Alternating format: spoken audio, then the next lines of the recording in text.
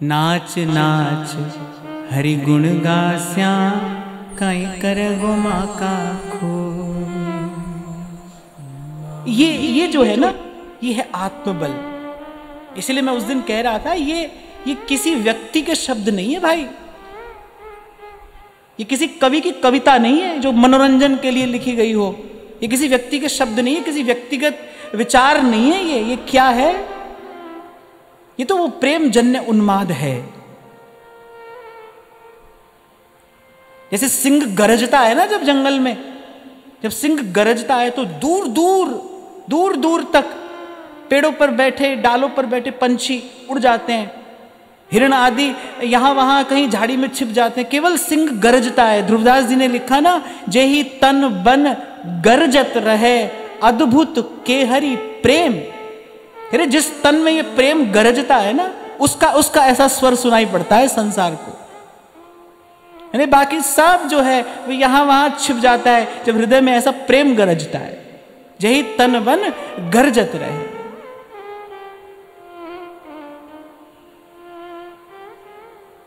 तो पूछा किसी ने, तो मैं तो यही कहूंगा भाई कि जहां तक हो सके भजन करना, अपनी आत्मा में इतना बल अर्जित करना कि आप अनुचित का विरोध कर सको। गलत के साथ चलना नहीं भाई, गलत के साथ खड़े नहीं हो जाना। हो सकता है संसार तो मान जाए, हो सकता है स्वार्थ की सिद्धि हो जाए, पर यतो धर्मस ततो जयः। जीवन की वास्तविक जय तो धर्म के ही साथ है। भगवान तो वहीं खड़े हैं, प्रभु का साथ तो वहीं है। क्यों बैठ गए भगवान रथ के सारथी बनकर, सेवक बनकर बैठ गए भगवान। जहां जहां कह रहा है अर्जुन, वहां वहां रथ लेकर जा रहे हैं। किसके बस? प्रेम के बस अर्जुन रथ, हाँ क्यों भूल गए ठकुराई, सबसे ऊंची प्रेम सगाई, सबसे ऊंची प्रेम सगाई। क्योंकि भगवान देखते आ रहे हैं कि कितनी कितनी विपदा इन्होंने सही है, पर धर्म नहीं छोड़ा। मैं तो कल कह ही रहा था भाई कि एक बार इन भक्तों के जीवन पर दृष्टि डालो। हमारे जीवन में क्या प्रतिकूलता है? कुछ भी नहीं। हमारे जीवन में तो कुछ प्रतिकूलता नहीं है। इन भक्तों के जीवन पर दृष्टि डालो, पर धर्म नहीं छोड़ा। तो मैं तो कभी भी नहीं कहूंगा कि थोड़ा बहुत ऐसा कर लो, थोड़ा बहुत वैसा कर लो, थोड़ा व्यवहार साध लो, थोड़ा ना, मैं नहीं कहूंगा ऐसी बात। मैं तो कहूंगा कि पहले अपना लक्ष्य निर्धारित कर लो कि आपको भगवान चाहिए या नहीं चाहिए। चाहिए तो फिर एक ही मार्ग है, सत्य का मार्ग, सत्य मार्ग। आपको याद हो तो पहले दिन हमने चर्चा की थी, महर्षि वेदव्यास कहते सत्यम परम धीमहि, वो सत्य है। और देवो भूत्वा देवम यजेत, सत्य स्वरूप होकर ही सत्य स्वरूप प्रभु की आराधना की जा सकती है। सत्य स्वरूप होकर सत्य के मार्ग पर चलकर ही उस परम सत्य का अनुभव किया जा सकता है। एक ही मार्ग है, सत्य का मार्ग। और मैं कहता हूं जो कार्य आपके भीतर दुविधा उत्पन्न कर रहा हो ना, उस कार्य को तो दूर से त्याग देना चाहिए। जिस कार्य को करने से पहले आपके मन में दुविधा है, एक छोटी सी कसौटी दे रहा हूं आपको। जिस कार्य को करने से पहले आपके मन में दुविधा है ना, ध्यान रखना, उसको करने के बाद वो दुविधा 100 गुनी होगी, क्योंकि बीज तो पहले ही पड़ गया। उस कार्य को करने से पहले ही उस दुविधा का बीज पड़ा है। और अनेक बार आपसे मैंने कहा, जीवन की सबसे बड़ी पीड़ा दुविधा है भाई। जीवन की सबसे बड़ी पीड़ा जो है वो दुविधा है। दुविधाग्रस्त हो जाना माने रोगग्रस्त होना। तो बचना, ऐसी स्थिति से बचना, पर कौन बच पाएगा? कौन अनुचित को ना कह पाएगा कि ना, ऐसा हम नहीं करेंगे भाई। आप देखो, पति दास बने बैठे हैं सभा में, पति नत मुख बैठे हैं, दास होकर बैठे हैं। अस्त्र शस्त्र भी ले लिए हैं कौरवों ने, क्योंकि वो हार गए, दांव पर लगा दिए थे। महाराज युधिष्ठिर ने अपने सारे अस्त्र शस्त्र, अर्जुन का गांडीव, भीम की गदा, जब धृतराष्ट्र ने विनती की द्रौपदी से, द्रौपदी के कोप से बचने के लिए कि कहा, बेटी मैं राजदंड हाथ में लेकर तुझे वचन देता हूं कि तू जो कहेगी मैं करूंगा, तू जो मांगेगी मैं दूंगा, मैं तुझे कुछ देना चाहता हूं, मांग। तो सबसे पहले द्रौपदी क्या मांगती है कि मेरे पति जो है वो दासत्व से मुक्त हो जाएं। दूसरा वरदान, इनको इनके अस्त्र शस्त्र लौटा दिए जाए। धृतराष्ट्र कहते हैं कि मैं अभी कुछ और देना चाहता हूं, मुझे देकर संतोष नहीं हुआ, मैं अभी और देना चाहता हूं, तू मांग। मांग सकती थी द्रौपदी वो खोया हुआ राज्य जिसके कारण महाभारत हुआ। द्रौपदी चाहती तो मांग सकती थी ना, पर उस समय जब चारों ओर अभाव है, पीड़ा है, क्लेश है, कितना अपमान अभी अभी हुआ है, तो उस समय भी द्रौपदी कहती है कि मैं क्षत्रिय स्त्री हूं, मुझे 2 से अधिक वरदान, आप उपहार समझ लीजिए, उपहार, मुझे 2 से अधिक उपहार लेने का अधिकार धर्म नहीं देता। मैं राजा से भी 2 से अधिक उपहार नहीं ले सकती। यद्यपि मैं पुत्र वधू हूं इस वंश की, पर आपने कहा है कि मैं राजदंड हाथ में लेकर कहता हूं, आप राजा होकर मुझे दे रहे हैं ना, तो राजा होकर तो मैं आपसे 2 ही उपहार ले सकती हूं, 2 ही वरदान ले सकती हूं, और 2 मैंने ले लिए। ऐसी स्थिति में भी वो धर्म नहीं छोड़ती। इसलिए उस दिन आपसे मैंने कहा था, भाई जीवन भर की परीक्षा है ये तो, और 8 पहर संग्राम है। तभी कबीर ने कहा, जो घर फूके आपना चले हमारे साथ। ऐसे इसलिए तैयार हो वो चले। अब कोई पूछे नहीं तो क्या करें? नहीं तो बड़ा सीधा सा गणित है, यहां करिए, भरिए और मरिए। नहीं तो दूसरा रास्ता ये ही है, अब आपकी रुचि है, करते रहिए, भरते रहिए, ये करना भरना चलता रहेगा। कब तक? जन्म जन्म तक। जन्म जन्म से चल रहा है, जन्म जन्म चलता रहेगा। कभी मनुष्य बनेंगे, कभी गधा घोड़ा कुकर सूकर बनेंगे, फिर भगवान को दया आएगी, फिर मनुष्य हो जाएंगे, फिर ऐसे ही कर भर के फिर गमा देंगे ऐसा जन्म, और चलता ही रहेगा ये सब। नहीं तो भाई सत्य का मार्ग है। सत्य के मार्ग पर चलने की शक्ति कौन देता है? सतनाम सतनाम सतनाम सतनाम। इसीलिए कहा था आपसे मैंने, नाम का दीपक हाथ ले चलिए बीहड़ बार। और मुझे तो लगता है कि this is the real adventure. लोग एडवेंचर करने के लिए कहाँ जाते हैं? पहाड़ों पर चढ़ने के लिए, ऊपर हवाई जहाज से नीचे कूदते हैं, ऐसा जाते हैं ना लोग, क्या बोलते हैं उसको? पैराग्लाइडिंग, और भी कुछ बोलते हैं उसको, ऊपर से धक्का दे देते हैं, बंजी जंपिंग। ऐसे बहुत सारे लोग करतब करने के लिए जाते हैं। किस लिए? This is the adventure. No, this is the real adventure. This is the real adventure. यहां पल पल हिम्मत दिखानी पड़ती है। This is the real adventure. यहां दम दम में होते हैं सजदे, और सर उठाने की फुर्सत नहीं है। नहीं कायर का काम, ये किसी शूरवीर का काम है भाई। इसलिए कभी कोई मुझे कहता है ना, अमुक व्यक्ति कह रहा था हाँ ठीक है भजन करते, मैंने कहा ऐसे व्यक्ति को कभी यहां लाकर बैठा ना, कभी उसको यहां लाकर बैठाओ तो मैं थोड़ा दर्पण दिखाऊं कि इतना ही व्यर्थ का काम लगता है आपको भजन करना, तो करके बताओ। आपको लगता है कि ये तो ऐसे ही व्यर्थ के लोगों का काम है, जो किसी काम में सफल नहीं होते, वो यहां आ जाते हैं, वो चल लेते हैं इस मार्ग पर, चल के बताओ। एक बार इन संतों के पीछे 4 कदम चलो तो सही, चढ़ के मैन तुरंग पे और निकसे पावक माई। प्रेम पंथ ऐसो कठिन सब कोई निभहत नाई। धर्म पर बने रहना शूरवीर का कार्य है। और ये शौर्य, ये पराक्रम, ये बल, ये शक्ति, इसका स्रोत क्या है? प्रभु मुद्रिका मेली मुख माही, जलधि लांघ गए अचरज नारी। कितना सुंदर संकेत है। इन्हें नाम मुख में रखिए। जलधि माने समुद्र, और ये जो भव समुद्र है इसको तर जाइए, कोई आश्चर्य की बात नहीं है। जलधि लांग गए अचरज नाही। अभी गोस्वामी जी तो यहां तक कहते हैं, दुर्गम काज जगत के जेते, सुगम अनुग्रह तुम्हारे ते। हनुमान जी से पूछो कोई जाकर कि भाई ये सब काम आप कैसे कर लेते हो? हनुमान जी क्या उत्तर देंगे? हनुमान जी के पास क्या है? राम का नाम है। जिस सागर को बिना सेतु के लांग सके ना राम, लांग गए हनुमान उसी को लेके राम का नाम। कैसी अद्भुत बात है।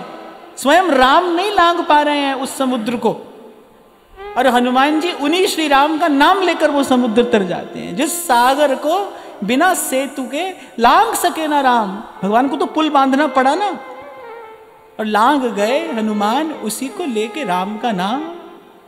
तो सत्य के मार्ग पर सत्य नाम के बल पर चला जाता है।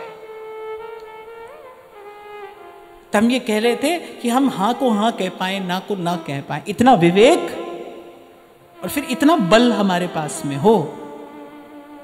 इसके ये ऊर्जा, इसका स्रोत क्या है? इसका स्रोत है प्रभु का नाम। भजिए हरि नाम सुखदाई, हरि नाम सुखदाई। भजिए हरि नाम सुखदाई, हरि नाम सुखदाई।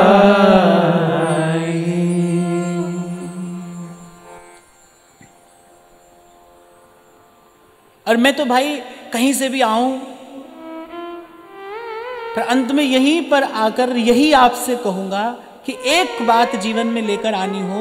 मैं कई बार कहता हूं ना भाई, ये जीवन क्या है? अनेक अनेक रंग के धागे हैं और उलझ गए हैं।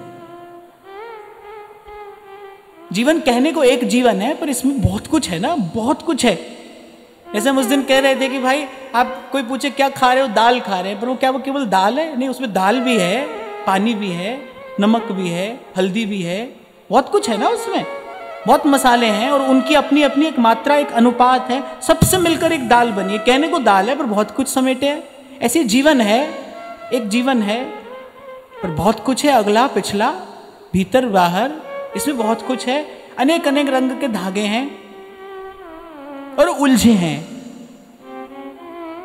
ये गुत्थी जो है उलझ गई है। जो भी है उलझन में ही तो है। उलझन, उलझ गया है जीवन।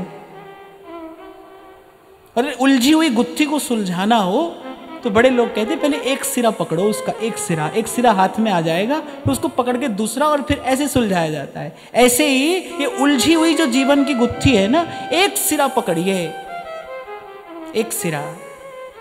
मुकुंद माधव गोविंद बोल, केशव माधव हरि हरि बोल।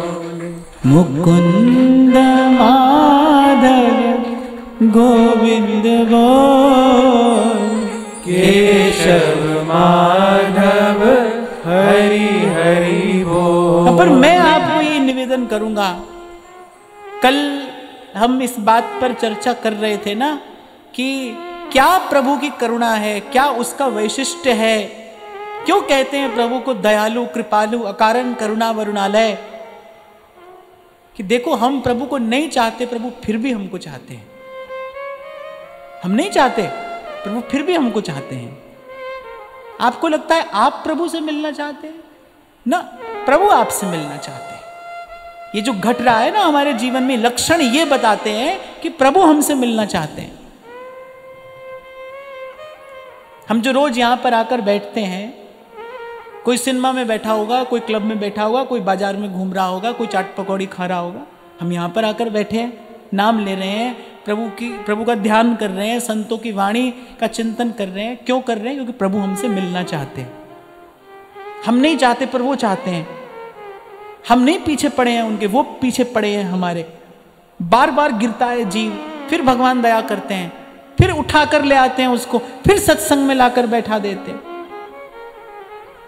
तभी तो श्री स्वामी जी महाराज कहते हैं, मोसो ना बिगाड़न को और तोसो ना संवारन को। ये विचार करी तो श्री स्वामी जी ने कहा है, मोसो ना बिगाड़न को और तोसो ना संवारन को। और ऐसे रसिक किशोर प्रभु जिन न भजे चितलाई। देखो कुछ साल 2 साल पहले की घटना होगी, मेरे परिचय में एक बहुत बहुत अच्छे साधक और बहुत ऊंचे पद पर प्रतिष्ठित, लेकिन बहुत संस्कारी, उनका भजन का संस्कार बड़ा प्रबल। तो वो बार बार यही कहते थे कि भाई अब सब छोड़कर भजन करना है, सब छोड़कर भजन करना है। और जब भीतर से परिपक्वता आई और उन्होंने कहा कि भाई अब तो हमने निर्णय ले लिया है, बस कुछ कुछ ऐसे कारण हैं जो फिर विचार करने को विवश कर देते हैं। मैंने कहा भाई देखो, अगर संसार की ओर, अपने पद की ओर देखोगे तो लगेगा बहुत कुछ छोड़ना पड़ रहा है, बहुत ऊंचे पद पर, बहुत ऊंचे पद पर। मुझे नाम लेने की अनुमति नहीं है, नहीं तो मैं बताता।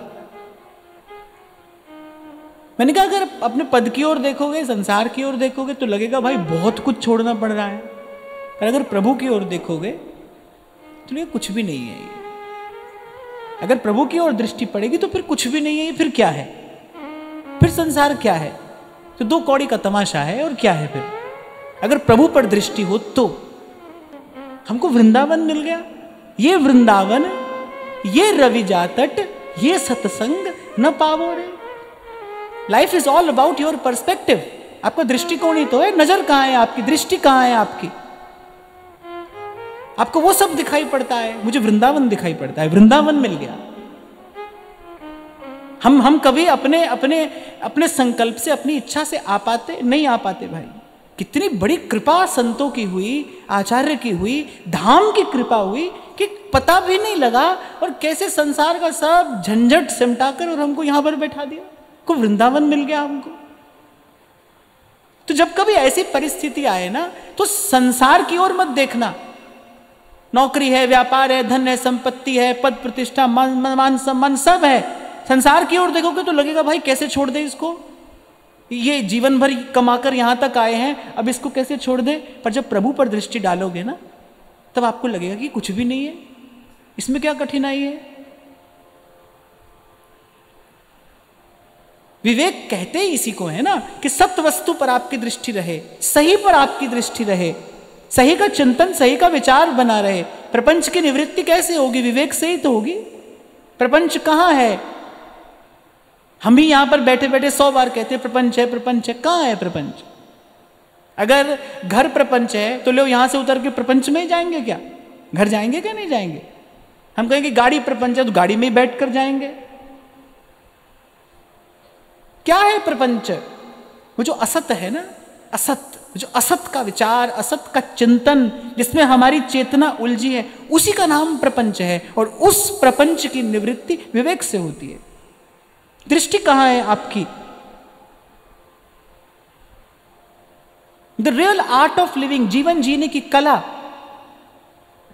मौज में रहता है संत, बन रहा है संसार, बिगड़ रहा है, आ रहा है, कोई जा रहा है। आप देखो साधु अपनी मौज में है, निर्लिप्त, न लेना न देना, मगन रहना। क्यों?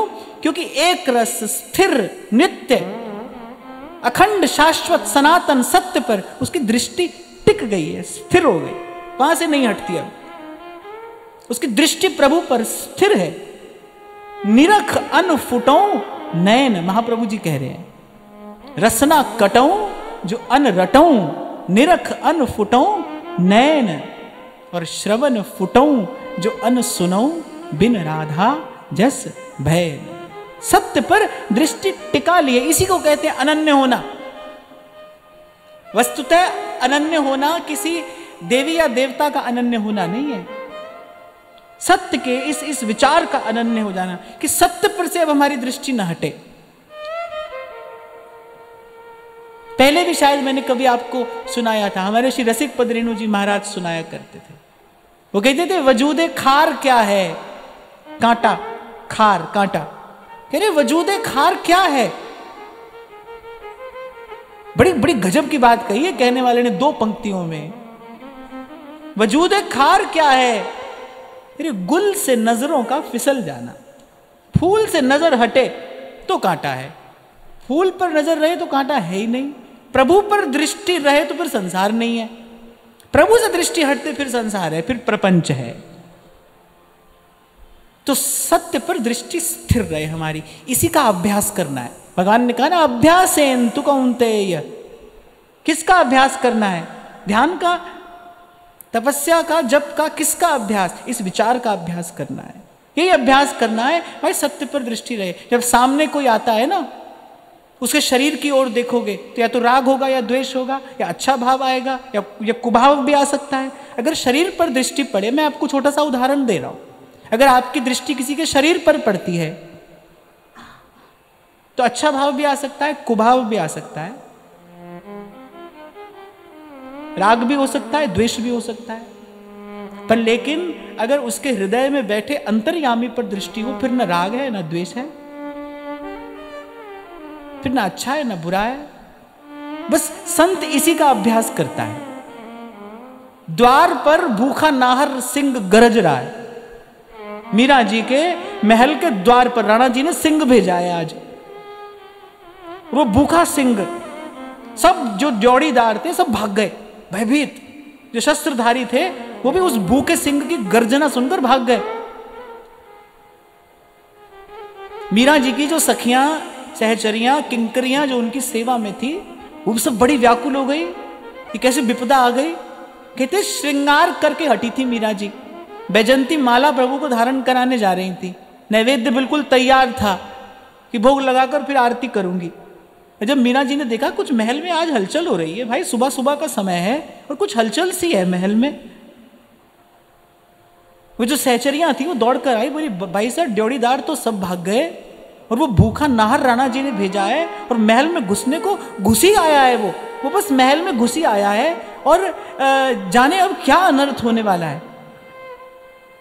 मैं कभी कभी इस घटना का चिंतन करता हूं और मुझे लगता है कि बिल्कुल निश्चिंत मीरा जी, एक शिकन तक नहीं आई उनके माथे पर, बिल्कुल निश्चिंत शांत, वही सौम्यता और भाव में वही स्थिरता। और मीरा जी कहती है अरे उत्सव की तैयारी करो, उत्सव की तैयारी करो, मेरे घर नरसिंह भगवान आए हैं। मीरा के कुंज में गिरधर के अतिरिक्त कोई नहीं आ सकता। कैसी दृष्टि स्थिर है, कुछ भी हो रहा है बाहर, पर मीरा की दृष्टि कहां है? वो अपने गिरधर पर से नहीं हटती। अरे अरे तुम सब पगला गई हो।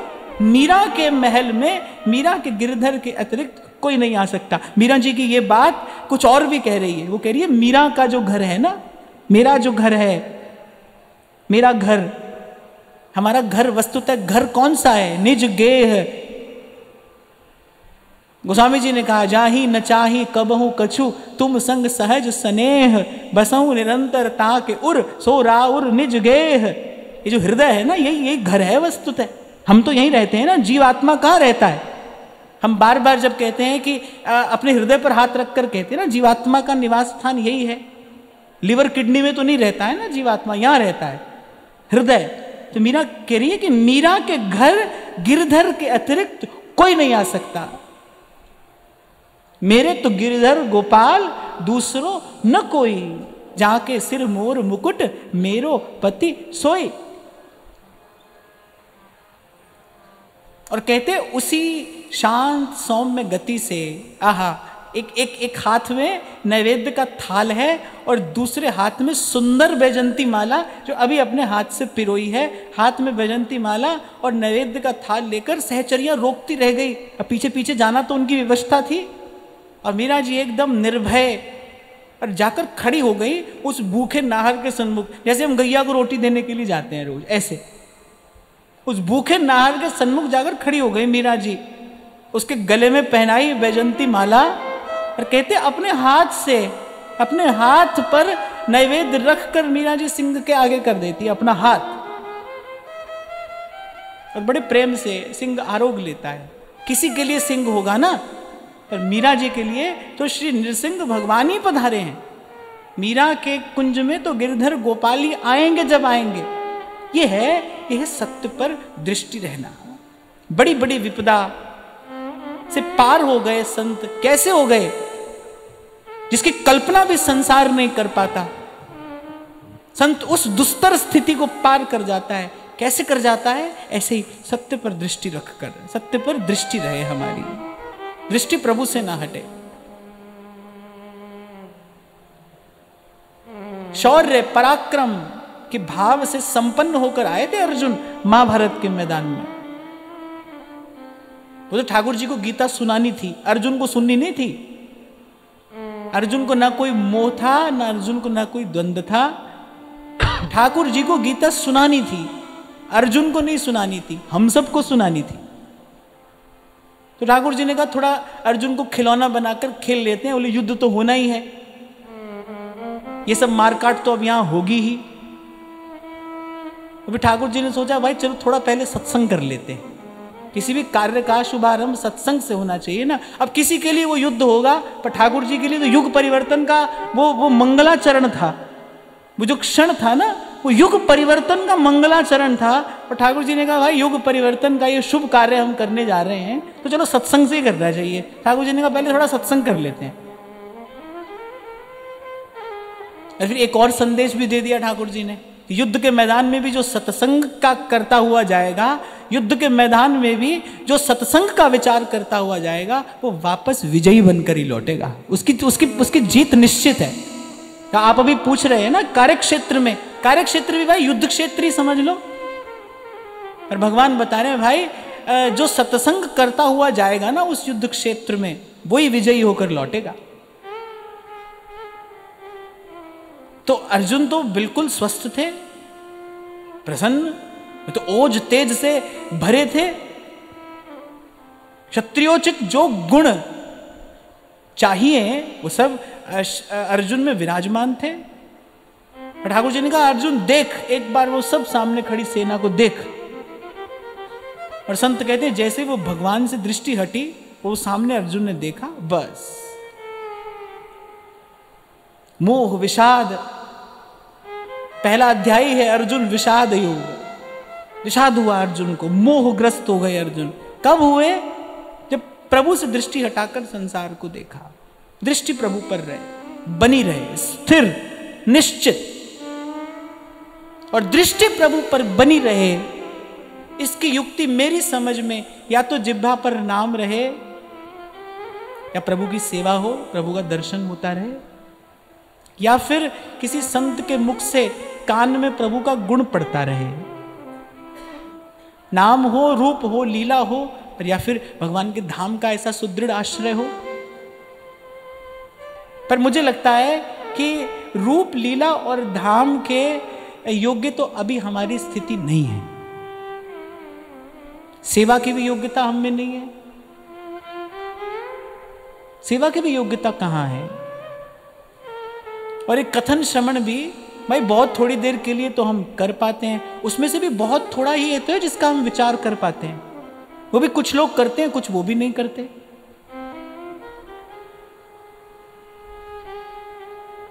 कुछ करते हैं, कुछ वो भी नहीं करते। एक और बात मैं कहता चलूं, जो लोग सुनते हैं ना 10, 12, 14 घंटे सुनते हैं, देखना कि वो कैसे केवल सुनते सुनते न चले। अब भोजन बिना ही चबाए ठूसते जाओ, क्या होगा? अच्छा, दो गतियां होती हैं, या तो ऐसा सुनने वाले प्रवचनकार बन जाते हैं, इतना सुनते हैं वो सब याद हो जाता है। अब वो भीतर उधम मचाता है वो जो सुना है, फिर वो यहां वहां टटोलते हैं, ढूंढते हैं भाई किसको सुनाए बिना रहा नहीं जाता। हाँ, ये बात ध्यान रखना भाई, कोरी पढ़ाई जो है ना, वो आपको वाचाल बनाती है। मौन की तरफ तो आपको वास्तविक ज्ञान लेकर जाता है। जब आप आवश्यकता से थोड़ा कम बोलते हैं, जितनी आवश्यकता है उससे भी थोड़ा कम, जब थोड़े में आप बहुत कुछ कह देते हैं। हमारे भारत के क्या पूरे विश्व के एक बड़े वयोवृद्ध श्रेष्ठ संगीतकार, बांसुरी वादक, उनसे महाराज जी एक बार किसी ने पूछा कि आप 50 वर्षों से बजा रहे हैं, उस समय के बजाने में और अब के बजाने में आपको क्या भेद लगता है? क्या कैसी परिपक्वता आप में आई? क्या आपकी कला कौशल की वृद्धि हुई? बड़ा सुंदर उत्तर उन्होंने दिया। उन्होंने कहा कि पहले बहुत देर बजाकर भी बहुत थोड़ी बात कह पाता था, अब थोड़ी देर बजाकर मैं बहुत कुछ कह देता हूं। बस यही भेद आया है। पहले बहुत बोलते थे लेकिन बहुत बोलकर भी कुछ नहीं समझा पाते थे, अब थोड़ी सी बात कहते हैं और वो हम भी समझ जाते हैं और सुनने वाला भी समझ जाता है। तो जो वास्तविक ज्ञान है वो आपको किसी गहन गंभीर मौन की तरफ, एकांत की तरफ लेकर जाएगा। लेकिन केवल सुन रहे हो, पढ़ रहे हो और बस सुने ही जा रहे हो, सुने ही जा रहे हो। जब भोजन पचता नहीं तो क्या होता है? उसका वमन होता है ना। आप विवश होते हो उसको लौटा देने के लिए, क्योंकि वो पचा नहीं। तो इसलिए मैं तो जरूर आपको ये कहूंगा कि श्रवण चिंतन और मनन के साथ ही पूर्ण होता है। चिंतन और मनन के साथ। श्रवण का आदर क्या है? श्रवण का आदर ही है कि उसका चिंतन किया जाए। जो इतनी श्रेष्ठ बात आपने सुनी है, क्या बाहर उगल देने के लिए सुनी है? ना। किसी को सुनाने के लिए सुनी है? ना।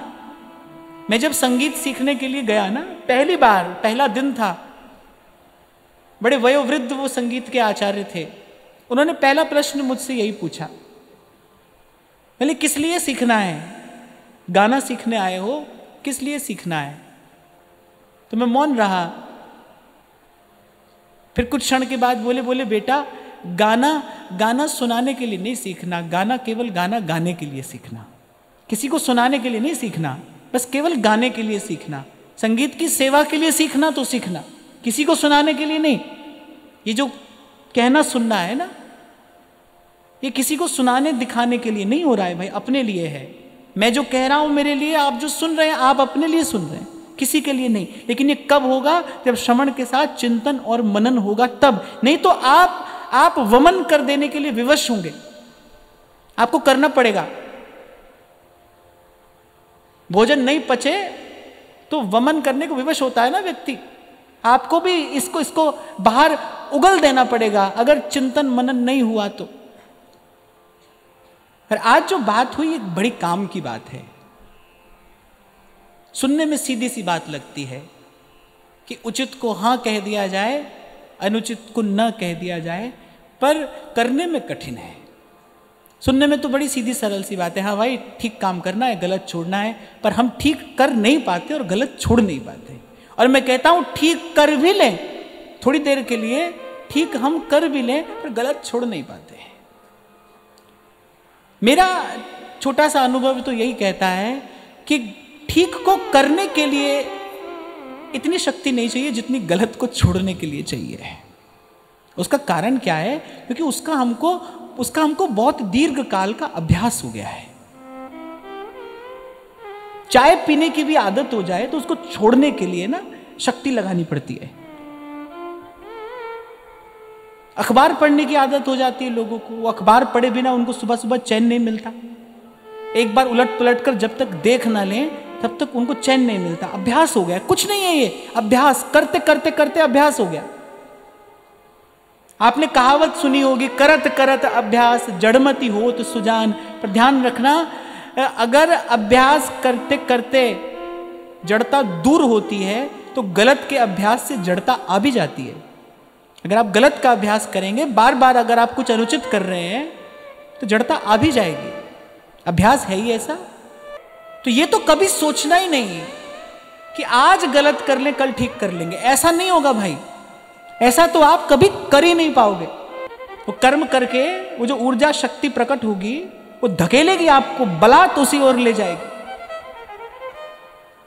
ये कर्म का सिद्धांत भी है, ये कर्म का रहस्य भी है, और यही कर्म का बंधन भी है।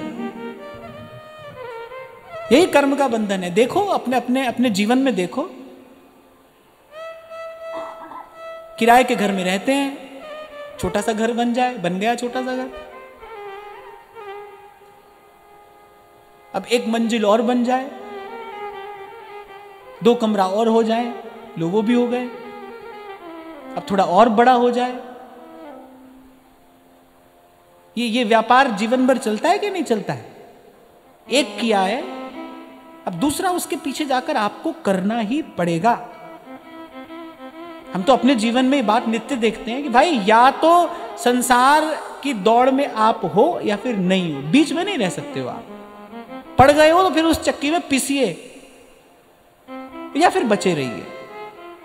बड़ी झीनी सी रेखा है बीच में, झीनी सी रेखा, जैसे जिसे लक्ष्मण रेखा कहते हैं ना, बस उसको पार किया नहीं आपने। अच्छा एक बात देखो, प्रत्येक कथा में कितना सुंदर बोध छिपा है, कथा के गर्भ में कितना सुंदर संकेत है कि रावण नहीं आ सकता है भीतर। लक्ष्मण रेखा के भीतर रावण नहीं आ सकता है, इसलिए वो कहता है कि तुमको बाहर आना पड़ेगा। ठाकुर जी कह रहे हैं ये बात जीव से कि भाई ये निर्णय तेरा होगा, इस रेखा को लांग कर जाना है तो तुझे जाना है। अगर तू नहीं जाना चाहता है फिर कोई भीतर नहीं आ सकता है। लेकिन रावण आया है साधु का भेष धर के। ये बात मैं हम लोगों के लिए कह रहा हूं जो इस स्थान पर बैठे हैं ना। रावण आया है साधु का भेष धर के। हम भी वो लक्ष्मण रेखा पार करके जाते हैं, किस नाम पर? लोक हित के नाम पर, लोक कल्याण के नाम पर। और बस बाहर जाते ही फिर उसके बाद जीवन में सुख के दिन नहीं आए। उसके बाद फिर जीवन में सुख के दिन नहीं आए, फिर तो क्लेश, युद्ध और जाने क्या क्या। तो ऐसे एक एक रेखा है, पार करेंगे तो आप ही करेंगे। उचित और अनुचित के बीच की रेखा वो पार करना आपका निर्णय होगा, आपकी स्वीकृति होगी। इसलिए आज इसी बात पर चर्चा हुई कि हां को हां और ना को ना। ना को ना कहने का बल आपके अंदर होना चाहिए, ना को ना कहने का विवेक आपके अंदर हमेशा जागृत रहना चाहिए कि जो नहीं करना है भाई वो नहीं करना है, उसमें कोई किंतु परंतु नहीं है, उसमें कोई किंतु परंतु नहीं है। जैसे किसी को दिया वचन तोड़ना पाप है सत्पुरुष के लिए, तो वो पाप है ना, प्राण जाए पर वचन न जाए, ये धर्म है। ऐसे मुझे लगता है एक साधक कुछ वचन अपने आप को भी देता है। मैं तो आपको अपनी बात बता रहा हूं, जीवन में कुछ वचन मैंने स्वयं को दिए हैं, खुद को दिया हुआ वचन है। और कोई पूछे कि उस वचन को निभाने से क्या मिलता है? आत्मसंतोष मिलता है। और ये बात तो संत भी कह रहे हैं और भगवान भी कह रहे हैं कि संतोष बिना सब जगत दुखारी। संतोष में ही सुख है, संतोष ही सुख है। जब आप धर्म का पालन करते हैं, मैं आपको यह निवेदन कर रहा हूं, जब धर्म का पालन करते हैं ना आप, तब आत्मा प्रसन्न होती है। रूठता रहे संसार, उसी आत्म प्रसन्नता के आनंद में ही तो मीरा जी कहती हैं, राजा जी रूठे बारो देश रखासी। उसी आत्म प्रसन्नता के उन्माद में ही तो भोली सखी कहती है, को निंदत को बंदत, अरे वृथा बकत बहु तेरे। हम अपने मार्ग पर चलेंगे। धर्म का पालन आत्मा की प्रसन्नता का कारण है। और जब भीतर से आप आनंदित हैं, आग बरस रही हो संसार में, आपको क्या है? झरझर परे अंगार और परते रहे, बरसते रहे, आप आनंद में हो। मुझे तो ऐसा लगता है भाई, संत इसी विधि तो आनंद में रहता है संसार में। संसार की धूप छांव तो उसको भी लगती है भाई, संसार की धूप छांव तो साधु को भी लगती है, संत को भी लगती है। ऐसे ऐसे प्रलोभन संत के सामने भी आते हैं, आग तो उसके लिए भी बरसती है, पर वो अछूता रहता है, अपने आनंद में रहता है, अपने निजानंद में मग्न स्थित रहता है। मूल में सब परत खोल कर देखोगे तो क्या है? उसने वो रेखा पार नहीं की है। लक्ष्मण जी कौन है? गुरु तत्व है ना, वो शेषावतार हैं, वो गुरु तत्व हैं। गुरु ने एक रेखा लगाई है, इसके भीतर रहना, इससे बाहर मत जाना। मेरी दृष्टि में मैं बहुत विनम्रता पूर्वक क्षमा याचना करते हुए ये बात कह रहा हूं, शिष्य गुरु के पास केवल भजन के लिए तो जाता है, प्रभु से मिलने के लिए तो जाता है। बाकी सब काम तो भाई अपने मन के मनोरथ हैं, बाकी सब काम अपने मन के खेल हैं। ये अपना मनोराज्य है, ये अपना मनोराज्य है। मुझे तो नहीं लगता कि वो गुरु हो जो लगा दे शिष्य को व्यवहार में, मुझे तो नहीं लगता। किसी भी दृष्टि से उसको लीपा पोती करके आप कोई भी नाम दे लो, मुझे नहीं लगता जो सच्चा गुरु होगा वो तो एक ही बात कहेगा ना, भाई किसी भी प्रकार से ये आवागमन से मुक्त हो जाए, ये इस जन्म और मरण के द्वंद्व से छूट जाए। फिर किस काम का है गुरु जो गोविंद से ही न मिलाए। इसीलिए तो गया है शिष्य उसके पास और उसने व्यवस्था की है, एक रेखा लगा कर दी है, इसके भीतर रहना। कब तक? समय तो हो गया पर प्रसंग ऐसा सुंदर है, कब तक रहना इसके भीतर? जब तक श्री रघुनाथ जी को लेकर नहीं आ जाता मैं। लक्ष्मण क्या कहकर गए? जब तक प्रभु नहीं आ जाते तब तक इसके भीतर रहना। इसीलिए रामकृष्ण परमहंस कहते थे पहले मिल लो भगवान से, फिर करना संसार का उद्धार। पहले मिल तो लो, पहले देख तो लो कौन है, कैसा है, और है भी कि नहीं। पहले देख तो लो। तुमने देखा है क्या? कैसे दिखाओगे किसी को? तुम चले हो, पहुंचे हो उस तक, कैसे चलाओगे किसी को, कैसे पहुंचाओगे? कुछ है अनुभव? पोथी की बात ही सुनानी है तो सब पढ़े लिखे बैठे, लो भाई पढ़ लो। बड़ी सुंदर बात है। वो कह रहे रेखा खींच के जा रहा है गुरु, जब तक प्रभु नहीं आ जाते ना तब तक रहना इसके भीतर। अगर आपने भजन कुंडलिया पढ़ा हो 42 लीला में, तो अंत में ध्रुवदास जी कहते पग बाहर जिन देहु, कहने एक रेखा खींच दी हमने। अगर प्रिया प्रीतम से मिलना है, अगर भजन भावना की सिद्धि चाहते हो तो बस इसी कुंडलिया के भीतर रहना, बाहर न जाना। धर्म कर्म के लिए भी नहीं जाना, लोक कल्याण के लिए तो बिल्कुल न जाना, बिल्कुल न जाना। मैं तो दोनों कान पकड़ कर ये बात कह रहा हूं। कल भी कोई मिले शंभू जी से, आपने देखा? नहीं देखा ना? कल महाराज जी कोई आए यहाँ पर, तो उन्होंने शंभू जी से कहा कि महाराज जी से मिलना है। तो शंभू जी ने कहा कि महाराज जी व्यक्तिगत रूप से किसी से नहीं मिलते। तो कहते क्यों, डर लगता है?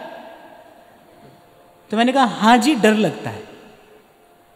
वो अगर आज सुन रहे हो तो मैं आज यहाँ से घोषणा पूर्वक की बात कह रहा हूँ, हाँ भाई हमको संसार से मिलने में डर लगता है, और हमारे आचार्य ने कहा है कि यही डर ही डरप हरिवंश है, इससे डरते ही रहना। हमको डर लगता है भाई।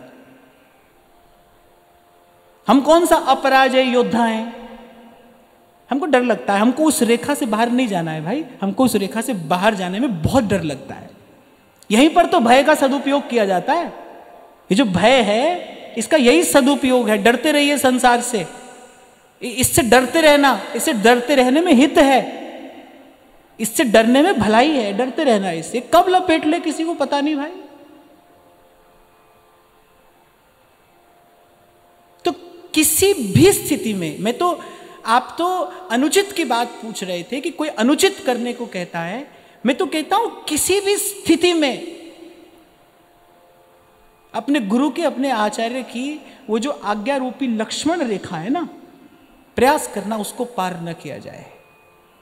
कोई कितना भी सुंदर प्रलोभन लेकर क्यों ना आए, आ सकता है, आ सकता है। अरे किसे छटपटा गए व्यास जी। राजा मधुकर शाह ने अच्छी बात कही थी। मधुकर शाह स्वयं कृष्ण भक्त हैं, परम भक्त हैं। व्यास जी से कहा कि आप अगर ओरछा आ जाते हैं तो सारा का सारा नगर भक्ति में हो जाएगा। 52 राजा आपके शिष्य हैं, उन सबके नगरों में भक्ति की लहर दौड़ जाएगी। आप यहां रहेंगे तो अकेले आप आनंद लेंगे। ठीक बात तो है भाई, परहित सरस धर्म नहीं भाई। श्री गोस्वामी जी ने तो धर्म की व्याख्या ही यही दी है, परहित ही धर्म है, परोपकारी धर्म है। व्यास जी छटपटा गए, बोले भाई अब हमको फिर किसी धर्म कर्म के चक्कर में नहीं पड़ना। अब तो वृंदावन के रूख हमारे मात पिता सुत बंधु, वृंदावन के जो ये तरुलताएं हैं ना, अब हमारे सर्वस्व यही है। अब नहीं जाना है भाई कहीं, अब यहां आ गए, अली किशोरी जाए कहां, अब बड़ो ठिकानों पायो, अब यहां तक आ गए, अब कहीं नहीं जाना है। हाँ, पर भाई फिर भी अंत में यही बात मैं आपसे कहूंगा, मैं ये कह रहा हूं, आप सुन रहे हैं, और हमारे जीवन में ये बल, ये शक्ति आए, इसका मूल तो या तो भगवत भजन है या सत्संग है। और मुझे लगता है उसमें भी पहली बात तो सत्संग है, क्योंकि भगवत भजन भी सत्संग की कृपा से ही संभव है। तो आज की बात श्री जी के चरणों में निवेदन करते हैं। महाराज श्री के चरणों में प्रणाम। आप सबके हृदय स्थित प्रभु को